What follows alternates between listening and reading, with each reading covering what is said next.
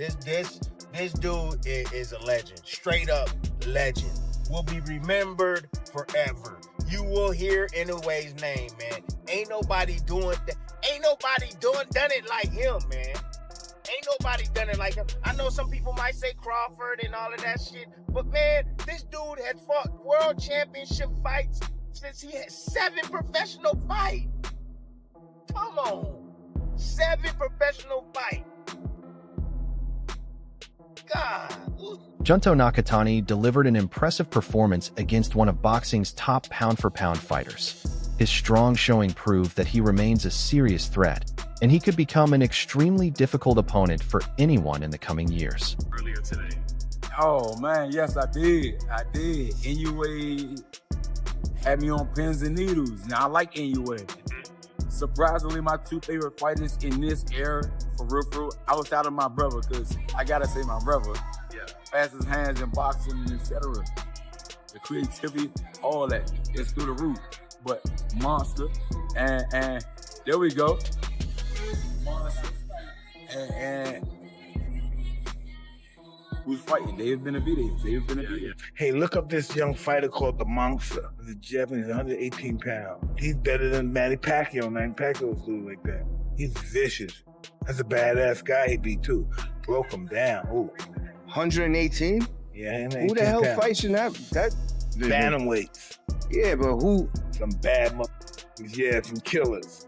He beat him so easy. Mike Tyson understands what it takes to face dangerous fighters, which is why Nakatani has caught his attention. Tyson sees a similar ruthless mentality in the Japanese star, especially his focus on breaking opponents down with powerful body shots and precise combinations. Inoue pretty much vanquished all challengers so far at the lower weight classes. He has shown time and time again over now 28 wins that he is a devastator, right? Has big time punching power, but can also outbox guys with big time punching power, right? Showed that in a Nonito Donaire fight. So this was the biggest test for him. Nakatani, a bigger guy. I mean, I don't know about definitely a taller, longer fighter, rangier, both guys dangerous, southpaw orthodox matchup. And the fight starts with epic entrances. And I know that everybody, before we even get into the fight, everybody talks about how Inoue should come to America and box. I would like to see him over here more, but why leave if you're gonna sell out 55,000 in Japan and have these awesome, entrances and these massive displays, and he's a star over there. So there's really no reason for him to come over here. Unless, again, they found a way to make the tank fight happen, which I don't think is ever going to happen. But yeah, we got to appreciate it, even if it's not in the US, even if we got to wake up every once in a while and watch a fight at 7 a.m. or 11 p.m. or whatever, sometimes the greats are worth that, right? And facing Nakatani creates a serious physical challenge because his punches combine speed with tremendous power.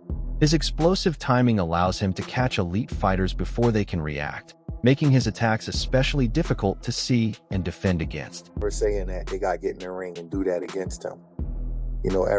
Obviously, everybody has a ceiling on how far they could go up. He started out at 108.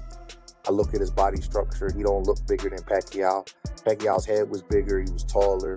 His legs was bigger. So I don't know if Inoue could carry, much more weight. But bro, that dude got fighting spirit. He don't get gun shy when he get hurt. See, I wish that people could just give. I'm not saying nothing about Shushu Carrington. Don't get me wrong, because he's the future opponent of Inoue, so he's supposed to look at him in a certain way. My statements is about just general statement. He's the boxing media is racist. I'm being honest with you. They just are. They say certain things about certain fighters and they never keep it objective. Inoue is a fantastic fighter. He's an offensive fighter. And offensive fighters get hit, especially when you walking into dudes that's naturally bigger than you and you dare to knock them out. He could fight the kind of fight where he just skate around the ring, score points and not get touched, but that's not his mentality. I say the same thing about Boots, and people think I'm taking up for him because he's black and he's from Philly. When you are a killer like that, when you a killer of that magnitude, they're like mass murderers. They're trying to hurt you. So they got the athleticism and the skills of, say, a Haney or a Shakur, but their mentalities are different. And you wire how you wire. In a way, if you watch him fight, right, the whole time he's mean-spirited. He's sticking you with punches. He's trying to hurt you, even though he's athletic and even though he's talented. So he gonna get hit. This is like, let's see, 108, 12, 115, 118. This is 5th weight class. Yeah, he gonna start getting hurt, but that shit don't make him go. A knockdown can normally damage a fighter's confidence, but Nakatani reacts differently. He studies the mistake that put him down, makes the necessary adjustment, and returns with greater control and precision before eventually turning the fight back in his favor. Neri dropped Inoue big. Oh, Inoue dropped it with a counter left. Now Neri's not hurt. That's Inoue adjusting to the left hook. And right, beautiful. Inoue pulled a Roy Jones and said, come on, and then threw the right, but just missed. Oh, good left hook. Oh, Inoue dropped it. Good right hand. Oh. Right hand again. Right hand again. Right hand again. Neri's still there. Right hand again. He's still there. Oh, good left. I told you. The left hurt him again. He won't see the left. Now he's hurt. Now he's hurt. It was the left. He won't see it. Bam. Oh, shit. That's it. He knocked out. Here he's knocked out. He almost knocked his head over the road. Nakatani's biggest weapon may not simply be his punching power, but his advanced boxing intelligence. He quickly studies his opponents, recognizes patterns, changes his rhythm, and uses his movement and distance control to make their advantages far less effective.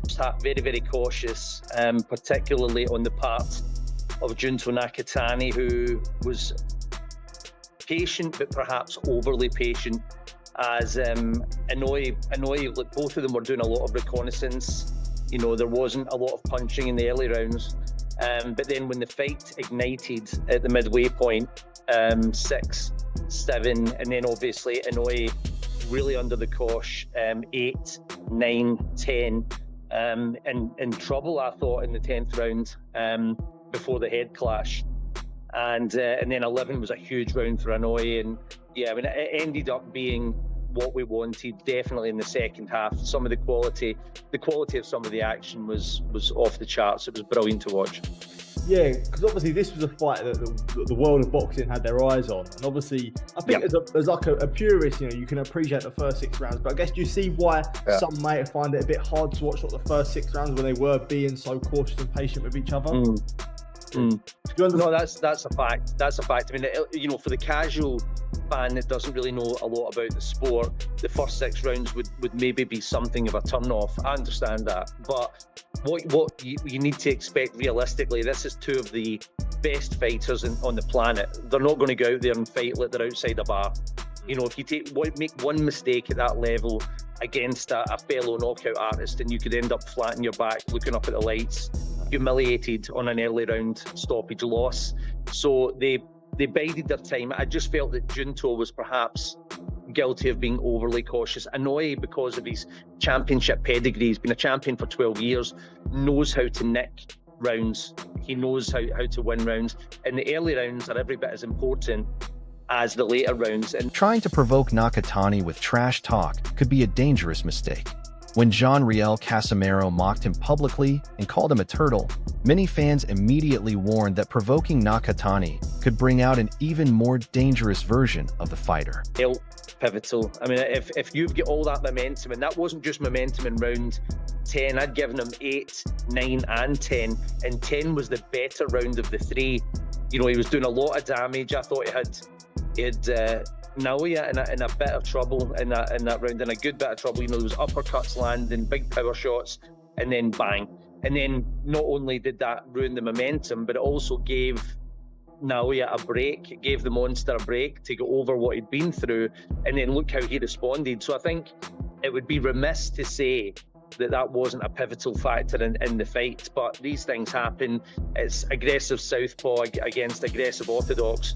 You're going to get head clashes. It just came at the worst time possible for Junto Nakatani and the best time possible for Naoya Inoue. Was you surprised about how patient Junto was at the start? Because we've seen in previous fights, he's definitely not been patient, and he's got a few early stoppages previously. But was you surprised or finding the reason, I guess, why it was so hesitant at the start? It's the danger on the other side. I mean, all the fights that he's had previously, none of those opponents come close to the quality that's in front of him, both in terms of skill and hitting power. So he's being cautious for a reason. Like I say, you make one mistake, then you could be in trouble. I just felt it was a touch.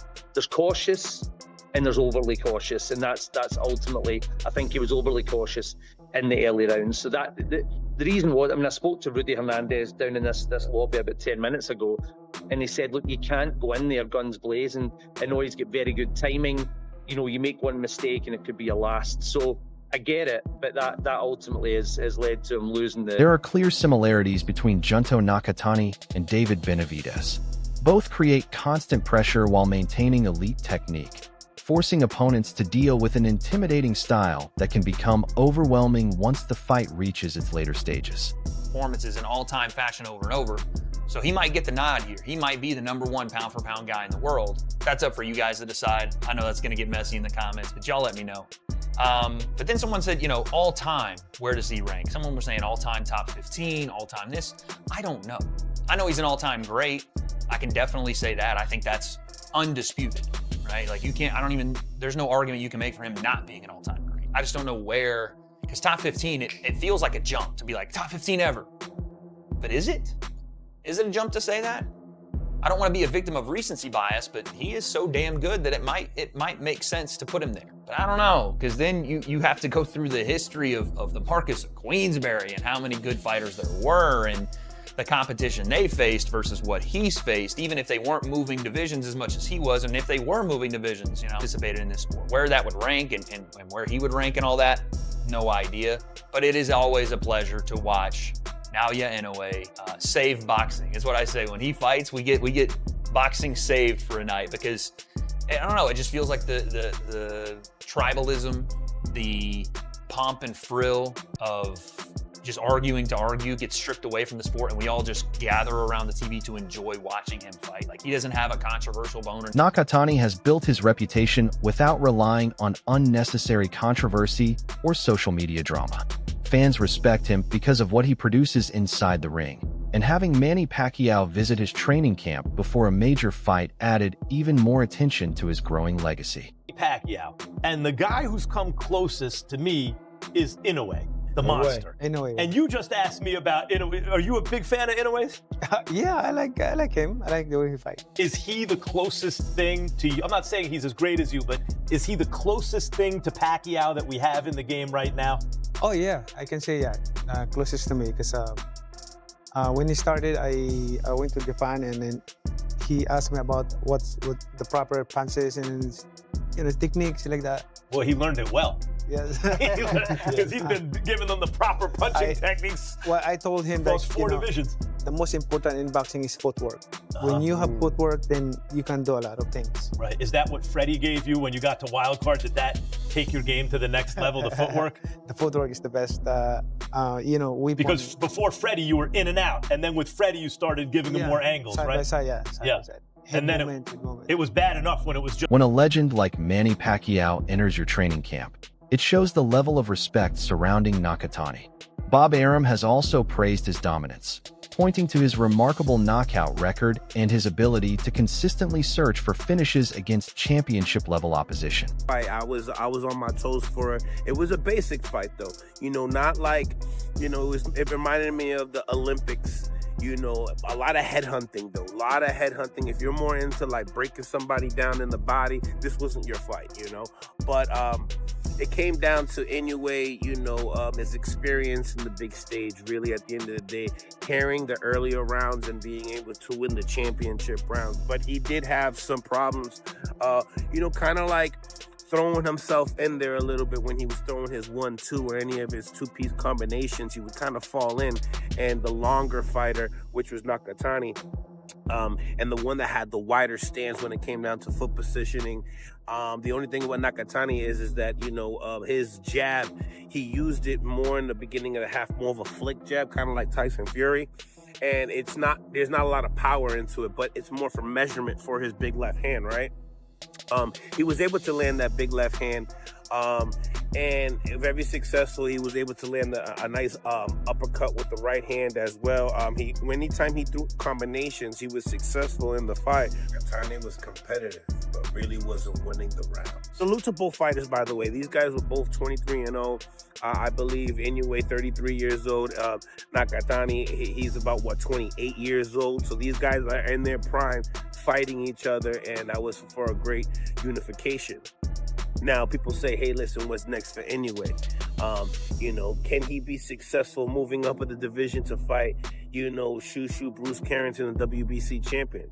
I don't know. I don't think so, man. Just with that performance, I don't feel like he should mess with Bruce Shushu Carrington. I think he might be too small, and Bruce might be just too good, honestly. And, when it comes down to Jesse Bam Rodriguez, him moving up a division, can he hold the power of Inoue? Would that power be too much for him? Because when it comes to skill-wise and the matchup of,